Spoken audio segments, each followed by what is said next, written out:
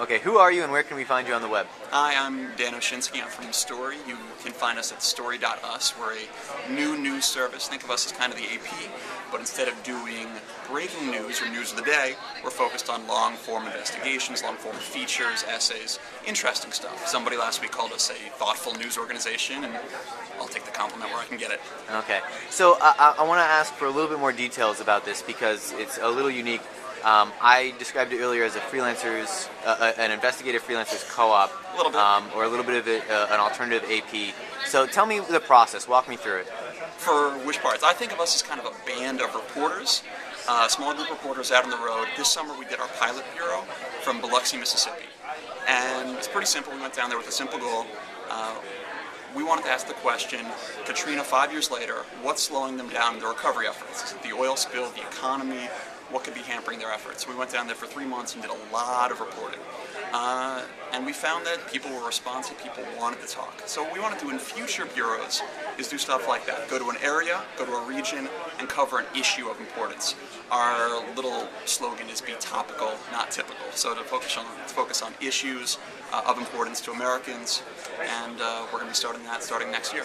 Okay, and you guys are just like completely bootstrapped startup, right? Very much bootstrapped, very much, yes. And that takes a lot of guts and hard work. So talk to me guts about would be one way, stupidity would be another. A fair amount of stupidity. No, you have to. We'll call it youthful naivete. Sure.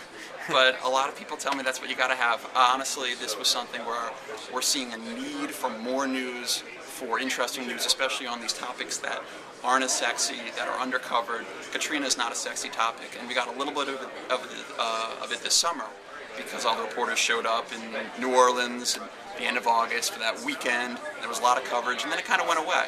But the issues that are happening down there in terms of mental health, that are happening down there in terms of flood insurance, these are undercovered issues. I don't think a lot of Americans understand how much it costs these folks to move back into their homes. The costs are astronomical. What they're facing is really tough, and we think issues like that deserve more coverage. And anything we can do to get it, that's why we're on the road. And so, yeah, you guys are going to be on the road, and the idea then is once you have these pieces to, is it sell them to other papers?